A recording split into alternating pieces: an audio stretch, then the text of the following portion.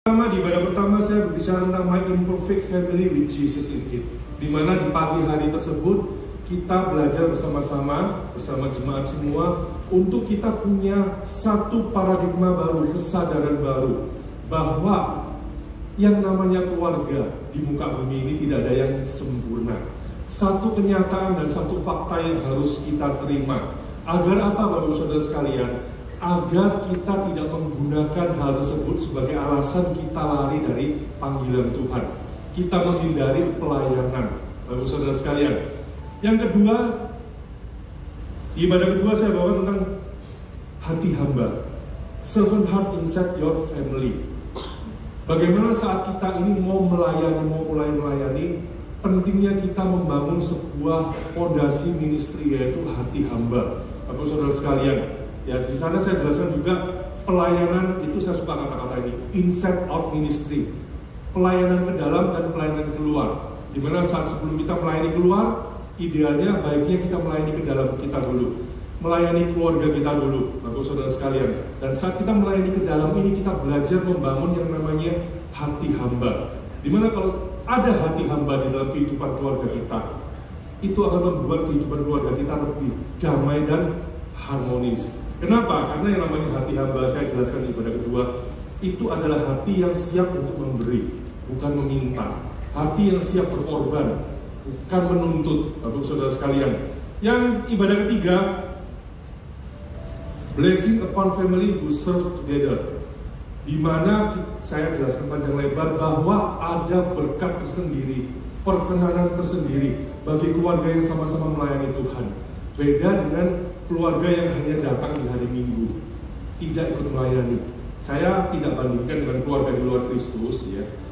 Tapi saya bandingkan antara keluarga yang hanya datang di hari Minggu dengan yang terlibat aktif di dalam pelayanan, Bapak Saudara sekalian. Dan yang siang hari ini adalah growing the talent through ministry. Ibadah keempat ini, ya, jam 1. Biasanya ibadah keempat itu saya sudah malam kalau di Pluit, Bapak Saudara. Ya. Growing the talent through ministry. Ternyata saat kita ini aktif masuk dalam pelayanan, justru kita satu keluarga akan menemukan talenta kita itu apa. Akan menemukan talenta kita itu apa. Dan semakin mempertajam talenta kita lewat pelayanan-pelayanan yang kita lakukan. Nah, ini kita akan berbicara lebih jauh tentang hal ini di sore hari ini. Sebelum lanjut, mungkin saya sedikit sharing tentang diri keluarga saya, agar yang pertama Bapak Saudara yang jam 1 siang ini bisa semakin mengenal saya, ya. Dan yang kedua, sharing ini sangat berkorelasi, berhubungan dengan apa yang mau saya sampaikan sesuai dengan tema hari ini, Bapak Saudara sekalian. Iman kekristenan keluarga besar saya itu dimulai bukan dari saya. Iman kekristenan keluarga besar saya itu dimulai dari nenek saya. Nenek saya dari pihak papa. Saya sih manggilnya Ama, ya. Beliau almarhum itu datang dari China, mendarat di Surabaya. Ya, saya tidak tahu pakai perahu atau pakai kapal, saya tidak tahu, ya. Mendarat di Surabaya, membawa agama dari sana, agama penyembah berhala. Saya tidak usah sebutkan nama agamanya apa. Dan saya masih ingat waktu saya masih kecil, usia sekitar 4-5 tahun, nenek saya ini berkata kepada saya begini, kalau mau cari rezeki itu di sana tuh, menunjukkan satu rumah ibadah yang kebetulan dekat dengan rumah nenek saya. Bukan gereja tentunya, ya, menunjukkan satu rumah ibadah, ya. Cari rezeki, bukan cari jodoh, ya Bapak Ibu Saudara, karena masih usia 5 tahun. Nah, selang beberapa tahun, saya waktu masuk SD itu, ya, saya heran loh, Ama ini sekarang nggak ke rumah ibadah itu lagi, ya, tapi ke gereja, ke satu gereja di Surabaya, dan aktif melayani Tuhan. Saya tidak tahu siapa yang menginjili, karena saya waktu itu juga tidak mengerti konsep penginjilan. Tapi yang saya tahu, Ama saya sudah ke gereja sekarang, kayak gitu. Selang beberapa lama kemudian, kakek nenek saya dari pihak mama pun ketularan menerima Kristus. Ya, saya panggilnya Kumungkopo. Kemudian papa mama saya juga menerima Kristus, karena dulunya semua itu bukan Kristen, ya, bukan iman Kristen. Nah, Saya tahu banget bahwa nenek saya itu sering mendoakan saya, spesifik, ya. Sering mendoakan saya, dan sampai hari ini pun orang tua saya juga mendoakan saya, saudara sekalian. Sedikit cerita singkat, saya bertobat pertama kali tahun 95, mengenal Kristus pertama kali tahun 95. Waktu itu masih kelas SMA 1, baru SMA 1. Aku dihitung usia berapa, ya masih muda. SMA 1. Dan saya bertobat melayani Tuhan di waktu itu di Surabaya, di GNS Surabaya, sampai tahun 2000. Tahun 2000 saya murtad dari Tuhan. Ya, bukan salah gereja ataupun salah Tuhan, salah saya sendiri. Saya murtad dari Tuhan, saya menjauh dari Tuhan, dan saya masuk kehidupan malam, ya, yang disingkat dugem, bukan dunia gembala, tapi dunia gemerlap. 10 tahun, Bapak Saudara. Kenakalan apa aja sebutin aja. Tapi puji Tuhan ya, selama 10 tahun tersebut, saya tidak pernah sampai masuk penjara, sampai overdosis, ya, sampai kecelakaan berat. Pernah sih, nabrak mobil orang pernah, ya, tapi nggak sampai kecelakaan berat. 10 tahun Bapak Saudara sekalian. Dan kemudian di tahun 11, 2011 awal, saya nggak lupa 2011 awal atau 2010 akhir, saya berkenalan, ya, dengan seorang wanita yang sekarang sudah jadi istri saya. Itu saya percaya campur tangan Tuhan juga, meskipun saya ini di luar Tuhan, ya, seperti itu. Kenapa? Ya, calon saya waktu itu bukan dari golongan dugem itu, ya, tapi saya lihat ini bibit bobotnya baik nih, ya, bukan dari anak-anak nakal seperti itu, juga mahasiswa kedokteran waktu itu, ya. Dan anehnya mau sama saya, Bapak Saudara sekalian, sampai kita menikah, ya. Orang tuanya juga menyetujui. Mungkin Bapak Saudara kalau punya calon mantu seperti saya sih, ya mungkin stop berpikir aneh-aneh gitu, ya. Mungkin tidak mengizinkannya. Saya percaya itu juga satu mukjizat dari Tuhan, ya.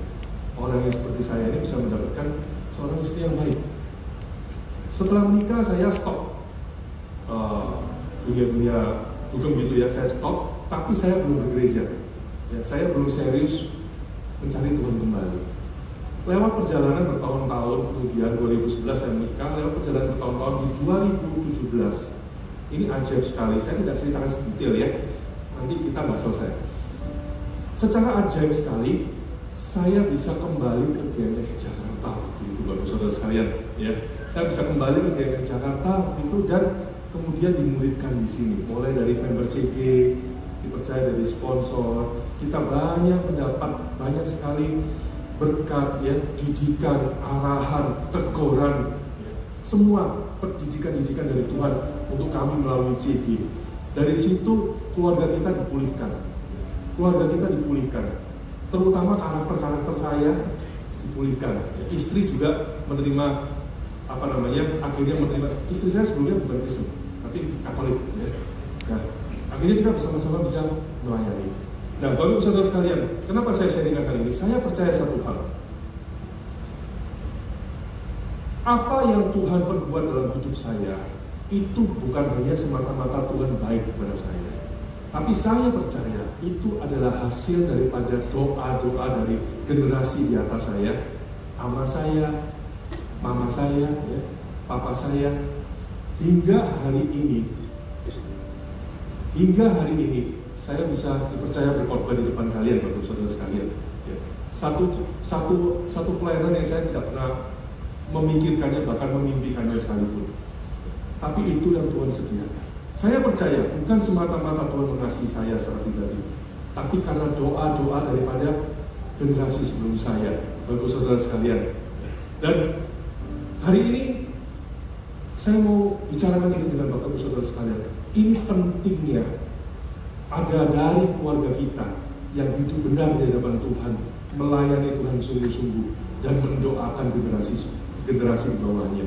Amin, Bapak Saudara sekalian. Mungkin Bapak Saudara bertanya kepada saya, atau dalam hati bicara seperti gini, Pak Adi, enak, ada nenek yang percaya Yesus, ada orang tua yang terima Yesus. Dari saya nggak ada, Pak. Dari saya nggak ada, Pak. Semua nggak percaya Tuhan, baru saya yang percaya Yesus. Bapak-Ibu Saudara sekalian, kalau begitu cerita Anda, mulailah dengan Anda.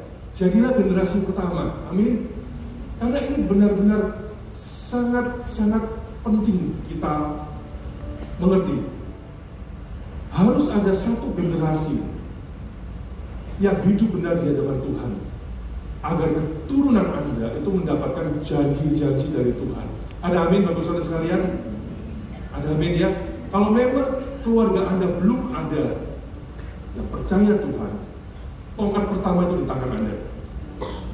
Jadilah yang pertama, generasi pertama. Seperti Abraham. Abraham jadi generasi pertama untuk anak keturunannya diberkati Tuhan, bukan? Amin Bapak Saudara sekalian ya. Nah, keluarga yang melayani bersama, seperti tema besar kita, keluarga yang melayani bersama, itu satu kondisi keluarga yang bisa melayani bersama di satu rentang waktu yang sama, bisa juga melayani bersama di satu rentang waktu yang berbeda. Yang tadi saya sharingkan itu terhadap amak saya, nenek saya, ya, orang tua saya, itu mungkin di rentang waktu yang berbeda. Tetapi hari ini saya melayani Tuhan bersama istri saya, itu di satu rentang waktu yang sama. Jadi melayani bersama-sama tidak harus saat ini bersama-sama. Kalau ada generasi sebelum Anda melayani Tuhan, puji Tuhan. Atau Anda menjadi generasi pertama melayani Tuhan untuk nanti keturunan Anda. Tapi saya berdoa Bapak Saudara sekalian, dari Anda semua yang ada di sini termasuk saya, kita semua bersama keluarga kita melayani bersama-sama. Amin ya. Amin ya Bapak Saudara sekalian ya. Nah, karena kita tahu bersama Bapak Saudara sekalian, keluarga itu bukanlah proyek main-mainnya Tuhan, bukan. Tuhan menjadikan Adam dan Hawa pertama kali untuk kemudian beranak pinak, penuhilah bumi dan kuasailah itu. Itu bukan iseng. Tuhan punya maksud spesifik dan tujuan bahwa manusia berkeluarga itu untuk apa? Bapak Saudara sekalian. Jadi apapun kondisi keluarga Anda sore hari ini, Pak, rasanya mustahil, Pak. Tidak ada yang mustahil di hadapan Tuhan. Amin. Tuhan rindu memakai kita semua, bukan cuma Anda dan saya, tetapi semua daripada keluarga kita, meskipun yang tersusah, tersulit sekalipun, untuk dijangkau, untuk dipakai oleh Tuhan. Bapak Saudara sekalian. Nah, kita bersyukur ya. Kita bersyukur ada di satu gereja di mana gereja ini memberikan dan rindu semua jemaat, semua murid-murid Kristus di tempat ini, semua anak-anak rohani melayani Tuhan bersama-sama. Karena itu GMS ini peduli dengan setiap generasi daripada kita. Ada GMS senior, benar ya? Ada family, ada Pro M, apalagi? Ada Voltage, ya, AOG, ada Eagle Kids, benar ya? Semua dari generasi, semua gereja ini menyiapkan apa? Ibadah-ibadahnya khusus, tidak dicampur jadi satu. Ada khusus tersendiri. Bapak Saudara sekalian, saya ambil contoh Eagle Kids. Eagle Kids bukan cuma sekedar tempat penitipan anak di hari Minggu, tempat penitipan anak Anda di hari Minggu, bukan cuma sekedar sekolah Minggu, tapi gereja anak. Nah, maksud bedanya apa Pak Adi? Kalau Anda pelajari lebih dalam, saya doakan Anda punya kesempatan ikut retreat Tembalang seperti itu ya. Itu ada kurikulumnya semua Bapak Saudara sekalian. Saya buka sedikit. Nggak sembarangan hari Minggu siapa yang khotbah, siapa yang nyanyi, cerita tentang apa, sekedar itu aja enggak. Tapi ada kurikulumnya seperti sekolahan. Ya. Itu karena itu disebut gereja anak. Sama seperti Anda dimuridkan, Anda yang sudah ber-CG, Anda dimuridkan. Bukan cuma ditaruh di CG untuk setiap Jumat ketemu di CG selesai. Enggak kan? Tetapi Anda dimuridkan untuk ada jenjang-jenjang selanjutnya Anda bertumbuh. Benar ya? Ada jenjang-jenjang selanjutnya Anda bertumbuh. Dimuridkan, ada problem apa? Ya, bicara dengan CG Anda, mengalami kemenangan, keluarga Anda dimenangkan, ya, masalah beres, kemudian ditarik lagi untuk melayani, jadi sponsor, kemudian dipercaya lagi jadi apa? Jadi leader, dan begitu selanjutnya. Saya juga produk dari sana Bapak Saudara sekalian. Mulai dari member ya, meskipun saya pernah di GMS lama, tapi saya tetap dimuridkan dari member. Banyak diajari, banyak ditegur juga, banyak diarahkan, sampai dipercaya jadi sponsor, terus bertumbuh terus. Itu seperti itu, anak-anak kita di Eagle Kids itu akan dibina, akan dibimbing. Jadi seperti kita yang di family, Bapak Saudara sekalian. Saya lanjut ya. Saya bahas sedikit tentang ministry inside out ya. Karena itu sebelum kita melayani keluar, kita alangkah baiknya kita juga melayani di dalam diri kita, di family kita. Dari pelayanan di dalam family kita, melayani pasangan kita, anak kita, orang tua kita, nanti di sana, Bapak Saudara sekalian, itu kita akan semakin tertraining, terlatih ya. Terlatih untuk kita bisa kelak nanti masuk ke dalam pelayanan melayani orang asing, benar kan ya? Orang yang nggak kenal. Mulai dulu dari pelayanan yang di dalam rumah, Bapak Saudara sekalian. Nah, mungkin hari ini ada di antara Bapak Ibu Saudara yang sudah melayani. Mungkin, Pak, korbannya kurang cocok, Pak. Saya sudah melayani, Pak, bersama keluarga saya. Puji Tuhan. Yang sudah melayani bisa angkat tangannya? Nah, cukup banyak ya. Puji Tuhan. Ya. Saya sudah melayani, Pak, bersama keluarga saya. Puji Tuhan. Tapi ada satu hal yang perlu saya ingatkan kepada diri Anda yang sudah melayani dan juga kepada diri saya sendiri ya. Firman Tuhan berkata, kurang lebih seperti ini, jika kita setia kepada perkara yang kecil, Tuhan akan percayakan perkara yang lebih besar. Benar ya? Benar ya? Jika kita setia kepada perkara yang kecil, Tuhan akan percayakan kepada kita perkara yang lebih besar. Artinya apa, Bapak Saudara sekalian? Tuhan tidak berkata, jika engkau setia kepada perkara kecil, aku pun akan setia memberikan kepadamu perkara-perkara kecil berikutnya. Enggak kan? Tetapi Tuhan akan memberikan kepada kita perkara yang lebih besar. Artinya Tuhan itu mencintai progres. Mencintai progres. Mencintai kemajuan. Maksudnya apa? Sebagai contoh ya, Bapak Ibu melayani di Asia, daftar Self-Evolution di Asia. Di tahun pertama Anda sebagai Asia, Anda itu bawaannya susah senyum, ya. Jadi tahun pertama, shalom, nggak ada senyum sama sekali, Bapak Saudara sekalian ya. Di tahun kedua, Anda juga sama susah senyum. Di tahun ketiga, Anda juga susah senyum. Ya, waktu ditanyain, kok Bapak susah senyum? Iya Pak, saya dari lahir memang begini Pak, nggak bisa senyum Pak, gitu ya. Nah, bukan seperti itu Bapak Saudara. Kita melayani puji Tuhan, setiap puji Tuhan, tapi Tuhan mencintai progres. Tahun kedua, Anda harus melatih diri Anda untuk mulai bisa meringis gitu ya. Tahun ketiga, Anda bisa tersenyum lebar. Saat ketemu jemaat, shalom Pak, shalom Bu, senyum lebar. Itu yang namanya progres. Ya, puji Tuhan, syukur-syukur saat Anda 3 tahun sebagai Asyir, Anda dipercaya sebagai PIC Asyir, misalnya seperti itu ya. PIC Asyir gereja lokal mana seperti itu. Puji Tuhan. Ya. Tetapi bukan melulu tentang jabatan sih. Tetapi ini loh, skill kita nih yang kita berikan kepada Tuhan, talenta kita. Apakah kita lipat gandakan enggak? Nanti kita akan belajar lebih lagi tentang talenta ini ya. Apakah kita lipat gandakan atau sama aja? Yang penting kan saya melayani Pak Adi. Yang penting kan saya setia. Yes, puji Tuhan, itu harus setia dan melayani. Tapi sekali lagi, Tuhan juga mencintai progres. Agar kita bisa terus meningkat. Talenta itu nggak cuma dikasih 5 jadi 10 selesai. Tapi 10 jadi berapa? 100. 100 jadi 1000. Amin. Bapak Saudara sekalian.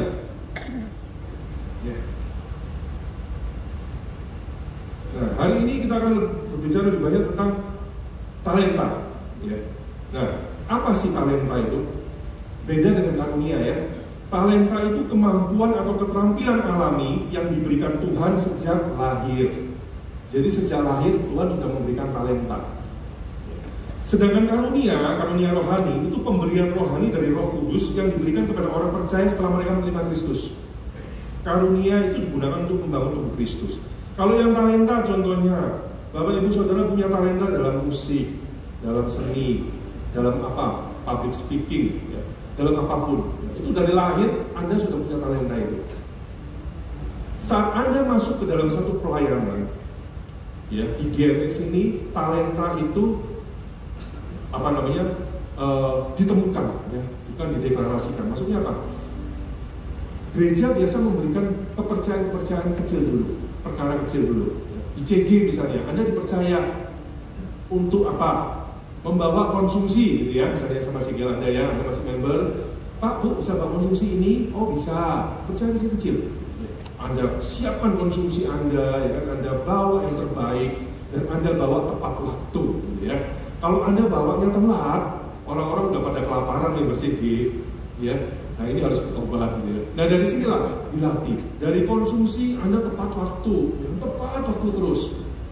Wah, pemimpin Anda lihat ini tepat waktu ini. Ya. Terus kemudian diberi kepercayaan lebih besar lagi, apa ya?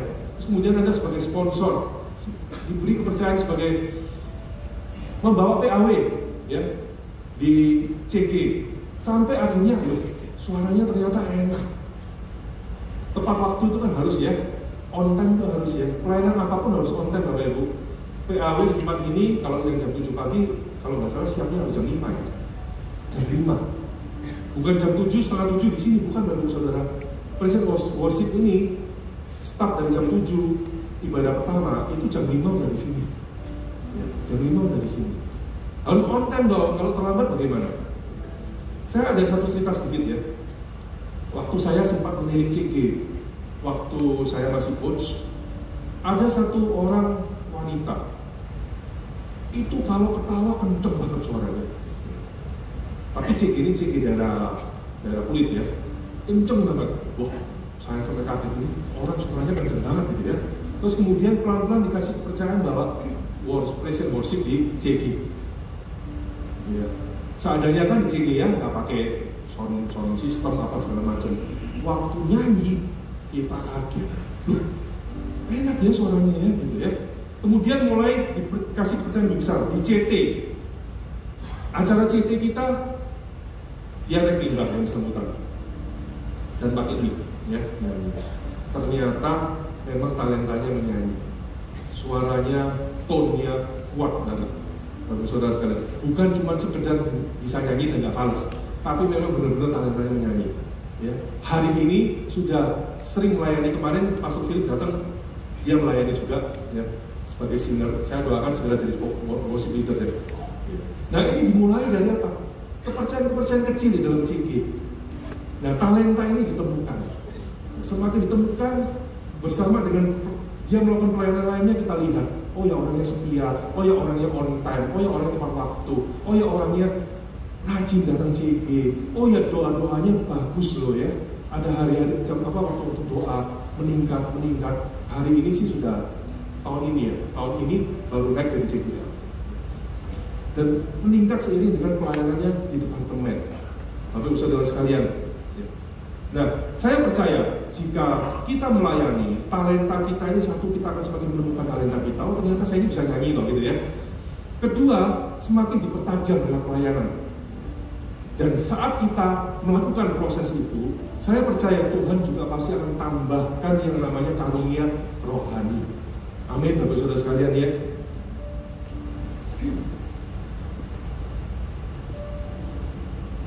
Nah, karena itu Bapak Saudara sekalian, nanti kita akan belajar satu firman Tuhan. Ya. Kita punya tanggung jawab melipat gandakan talenta, bukan hanya di sektor area kehidupan pribadi kita.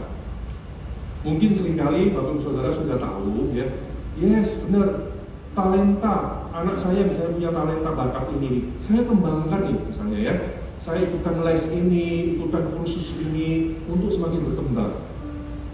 Kita pribadi punya talenta misalnya apa? Kita ikut seminar ya, dalam seminar apapun lah, seminar bisnis, seminar apa ya, kursus-kursus untuk meningkatkan skill kita, talenta kita.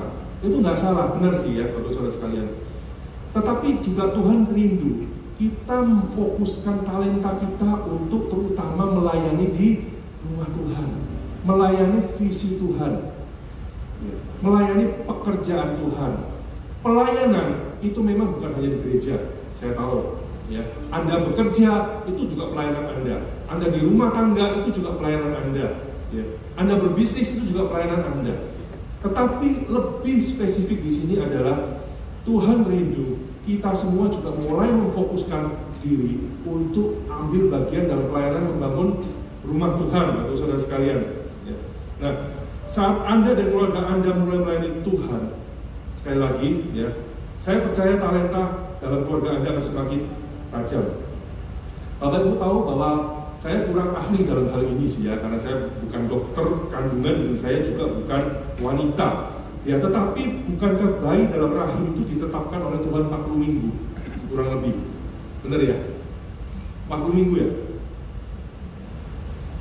Ditetapkan oleh Tuhan secara natural itu 40 minggu kurang lebih lah. Kurang lebih beda 1-2 minggu ya. Bapak saudara sekalian, suka atau tidak suka, bayi itu harus keluar, bukan? Setelah 40 minggu, baby itu harus keluar, bukan? Dari rahim ibunya. Benar ya? Apa yang terjadi jika 40 minggu baby itu nggak keluar? Apa yang terjadi? Kemungkinan besar bayi itu malah bisa meninggal di dalam. Benar ya? Misalnya dibiarin sampai 45 minggu. Apa yang terjadi? Itu bisa keracunan, bisa apapun yang terjadi, saya kurang mengerti ya. Bisa terjadi komplikasi, bahkan bayi itu bisa meninggal. Di rahim yang sama, tempat bayi itu dibentuk. Di rahim yang sama, tempat bayi itu mendapat makanan, mendapat satu kehangatan dari rahim mamanya, ya. Di tempat yang sama, bayi itu bisa mati. Jika apa? Keluarnya lewat dari 40 minggu.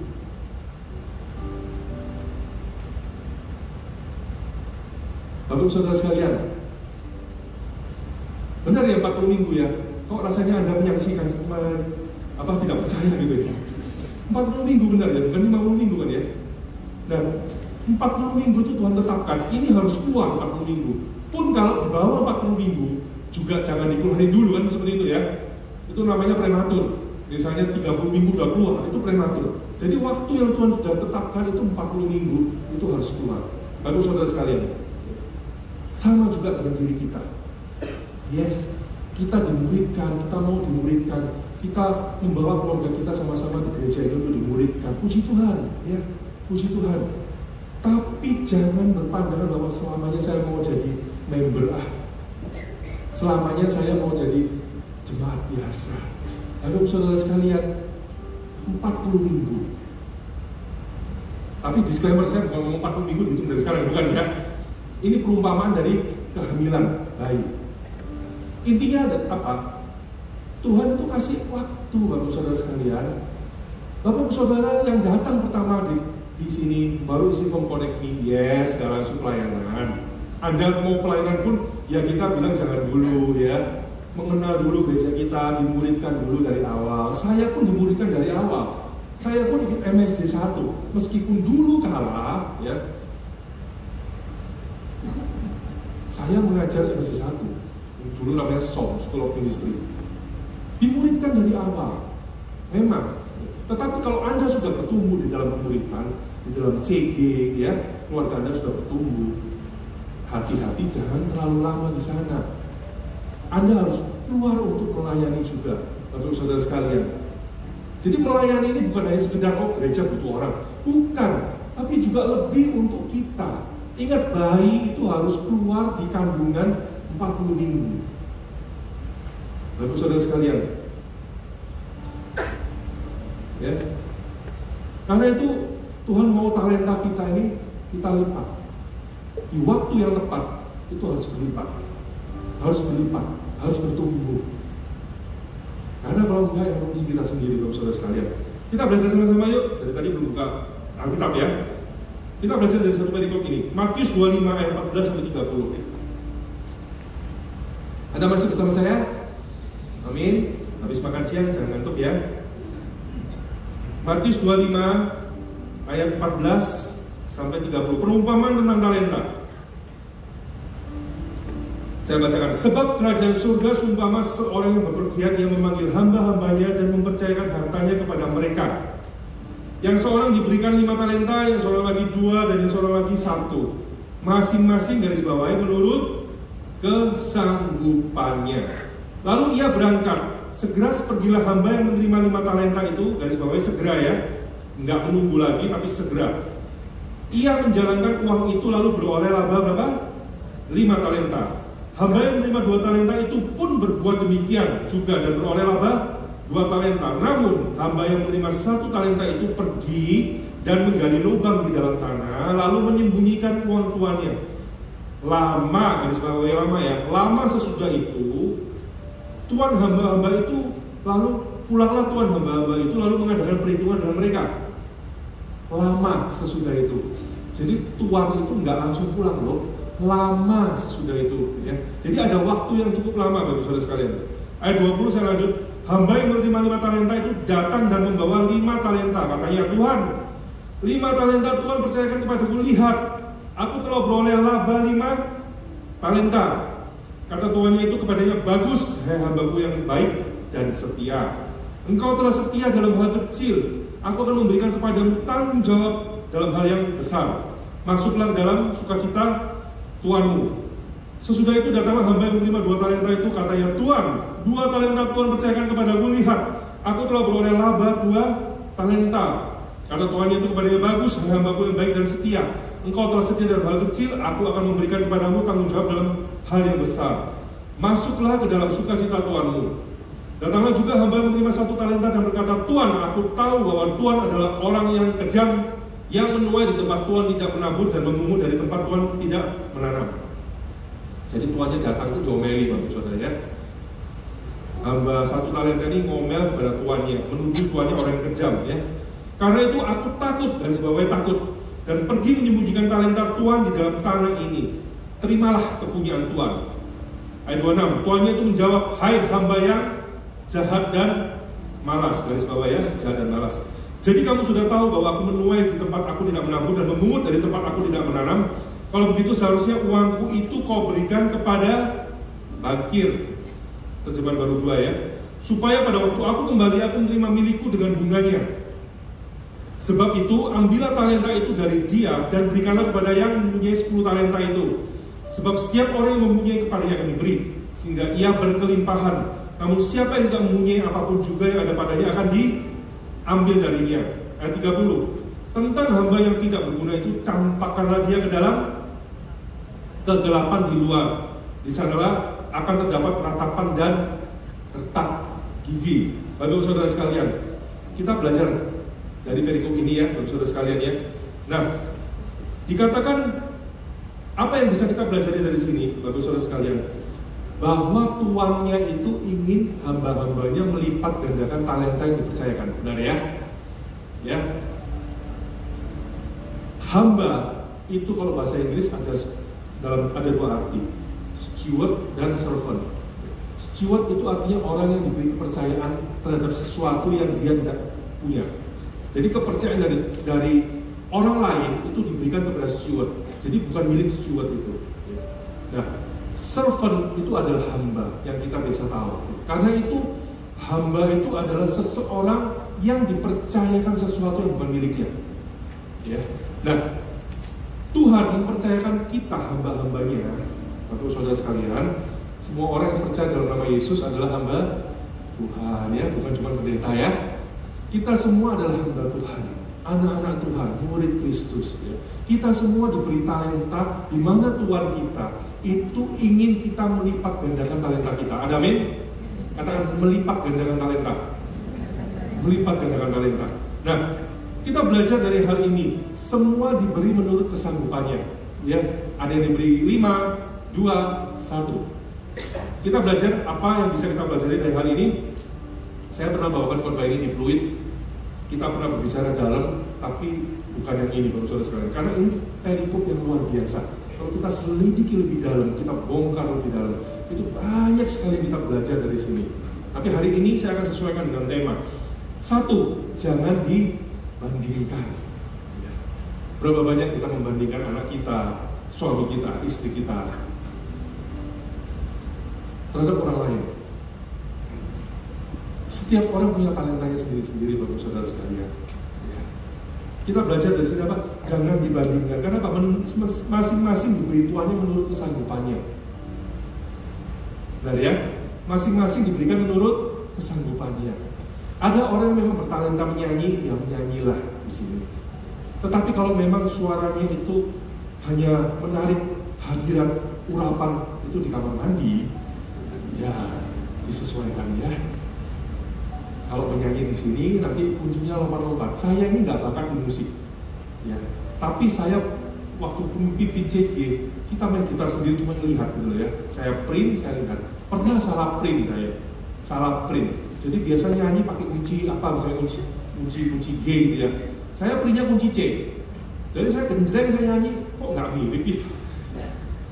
Waktu itu ada coach saya datang juga, aduh malu deh. Ya. Salah kunci Bapak Saudara. Ya. Gak bakatnya ini, gak bakat di musik. Ya, tetapi untuk CG kita semua harus harus mau untuk belajar. Ya. Tapi memang untuk pelayanan mimbar mungkin ya pasti yang tahu kunci lah ya. Yang nggak tahu kunci, taunya kunci Inggris ya, taunya ayam saus Inggris itu ya lebih baik jangan di sini main musik gitu ya. Nah, jadi jangan dibandingkan, ya. Jangan membandingkan talenta seseorang dengan yang lain itu beda, panggilannya itu beda, Bapak Saudara sekalian. Ya, di sini kita belajar semua menurut kesanggupannya. Pernah bertanya nggak, kenapa ya tuannya di cerita ini memberikan yang satu talentanya itu, yang nggak berkembang itu, diberikan kepada yang 5? Kenapa tidak diberikan kepada yang 2?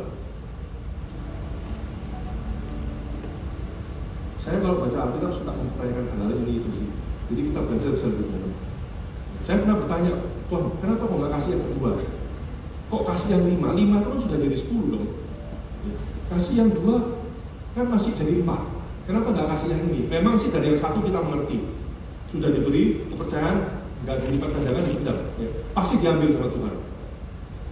Itu juga pembelajaran buat kita semua, Bapak Saudara sekalian ya. Kalau kita punya talenta apapun talenta kita, jangan sampai dipendam. Karena waktu Tuhan meminta pertanggungjawaban kelak, kita nggak melipat gandakan talenta kita, semua akan diambil dari kita. Ya. Nah, pertanyaannya kenapa kok tidak diambil, kok tidak diberikan kepada yang 2, tapi diberikan kepada yang 5? Dan pertanyaan kedua, di firman tidak dikatakan yang 2 protes. Tuhan, kok nggak kasih ke saya aja? Saya kan punya baru 4, dia kan sudah 10. Yang 2 nggak protes kan? Ya. Saya dapat jawaban ya, saudara sekalian. Karena ini berdasarkan kapasitas. Tuannya itu tahu bahwa yang 5 jadi 10, kalau dikasih lagi, pasti berlipat lagi. Kapasitas, kita berbicara tentang kapasitas, bukan semata-mata angka ya. Tentang kapasitas, Bapak Saudara sekalian. Ya. Karena jika memang kapasitas kita ini 2 talenta, tidak bisa dipaksakan kita mau talenta 5 dari Tuhan. Tapi sepengalaman saya tahu saya punya keterbatasan. Saya tahu. Termasuk berbicara di sini pun ini keterbatasan saya, karena tenggorokan saya ini sering kering, Bapak Saudara sekalian ya. Waktu pengalaman saya pertama kali khotbah di Pluit untuk yang pertama kali, ya, 2 ibadah aja. Ibadah pertama selesai suara saya habis. Sampai host pastornya, waduh gimana ini, gitu ya. Karena host pastornya waktu itu juga nggak menyiapkan materi khotbah, habis. Karena suara saya sering kering. Ya karena itu saya dikit-dikit minum air. Waktu itu saya tidak minum. Khotbah semangat, turun dari mimbar, habis suara saya, benar-benar habis. Ya puji Tuhan, waktu itu saya nggak tahu, Tuhan saya minta tolong, udah gitu aja. Saya naik di ibadah kedua untuk berkhotbah, mendadak muncul suara saya. Itu mujizat sih ya, mendadak muncul suara saya, muncul lagi. Pada waktu saya ngomong shalom, muncul suara saya.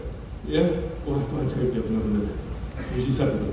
Nah setelah saya berkhotbah selesai, turun mimbar, padam lagi suaranya.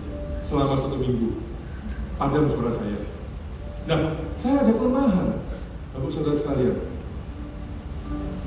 Bukan, wah saya dari awal bertobat, saya tahu bakat saya, talenta saya berkorban. Enggak.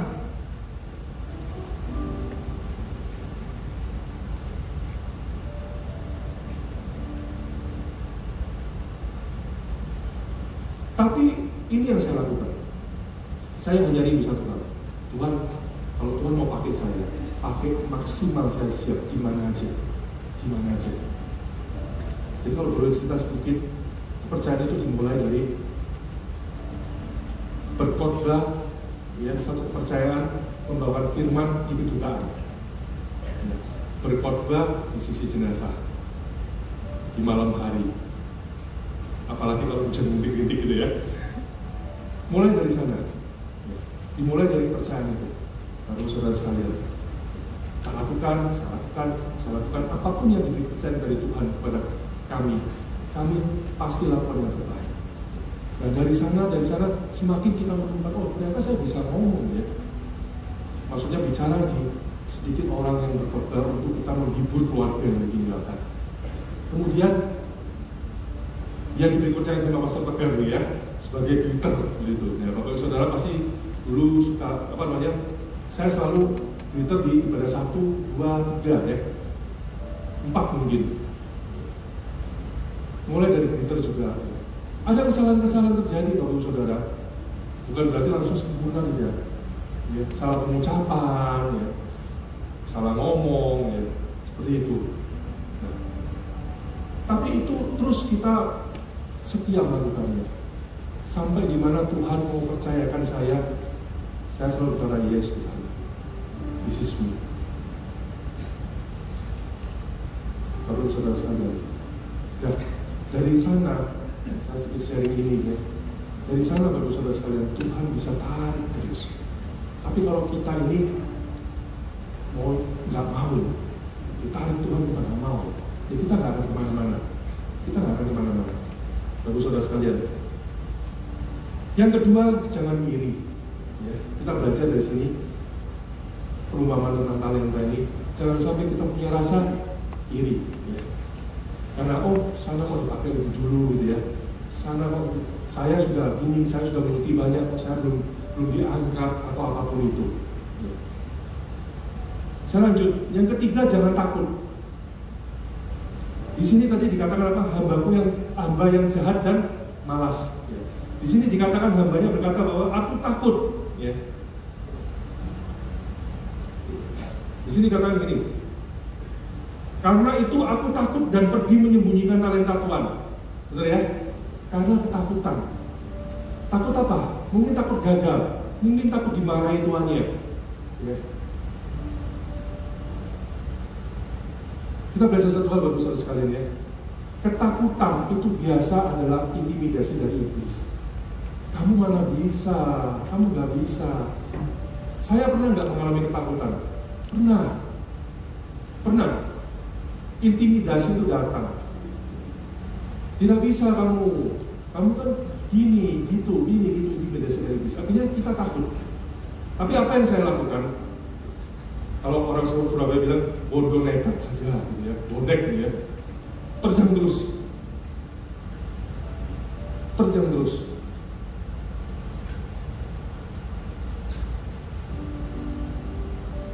Bagus saudara sekalian, Anda berkati Tuhan. Yang berikutnya, jangan malas. Dikatakan di sini hamba yang jahat dan malas. Jangan malas untuk Anda mau melipat gandakan talenta Anda. Karena melipat gandakan talenta itu butuh usaha. Nggak bisa kita duduk diam-diam untuk melipat ganda sendiri. Bapak saudara sekalian, itu perlu kerja keras kita semua. Kerja keras daripada Anda sendiri masing-masing. Karena itu jangan malas, ya. Jangan malas. Berikutnya, setia pada perkara kecil. Setia pada perkara kecil. Kalau di GMS ini selalu pelayanan dimulai dari nol. Siapapun kita yang masuk ke gereja ini, semuanya dimulai dari nol. Harus bawa pemuritan dari bawah. Bapak Ibu sekalian, jadi harus setia pada perkara yang kecil dulu. Anda mungkin baru dipercaya konsumsi, mungkin dipercaya sharing di CG. Ya. Hari ini saya berkhotbah di tempat ini dimulai dari dulu sharing di CG. Dari sharing di CG dulu, Bapak Ibu saudara sekalian. Dan yang terakhir ada upah dan hukuman. Kita harus tahu satu hal, Tuhan itu ingin kita melipatkan dengan talenta. Kalau sampai kita ini malas dan tidak melipatkan dengan talenta kita, di ayat terakhir, hamba yang tidak berguna itu dicampakkan ke dalam kegelapan di luar sana. Di sana terdapat ratapan dan retak gigi. Seringkali orang Kristen itu meremehkan hal ini, Bapak Saudara sekalian. Hari ini saya katakan, jangan meremehkan ini.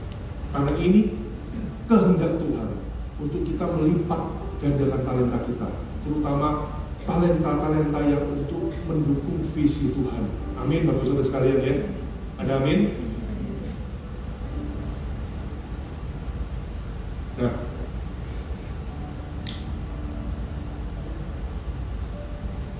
Anda diberkati Tuhan, Bapak Saudara sekalian.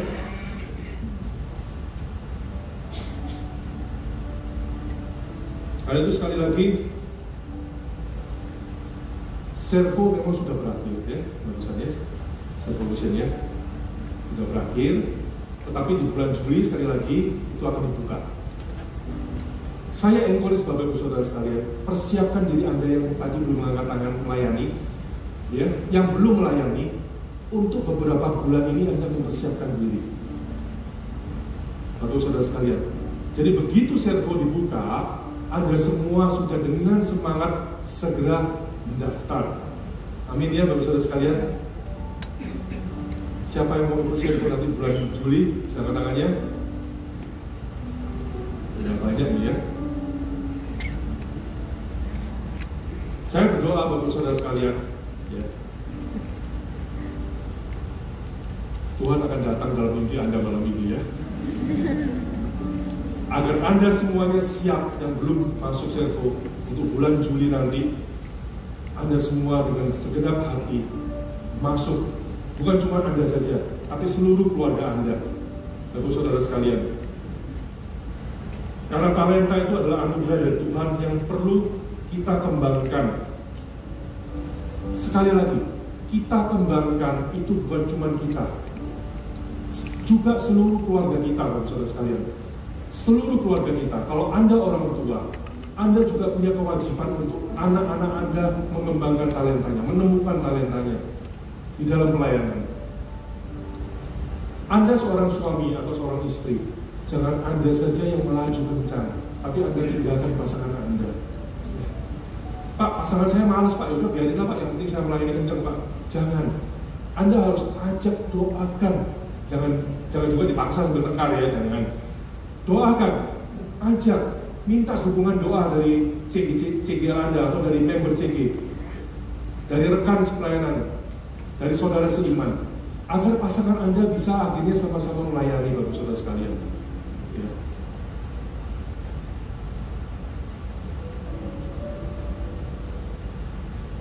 Jangan kita egois dalam hidup ini ya.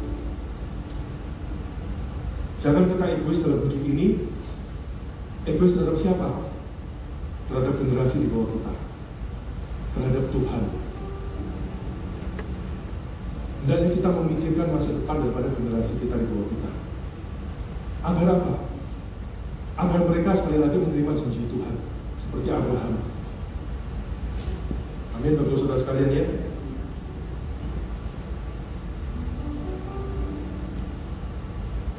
Saya undang musik.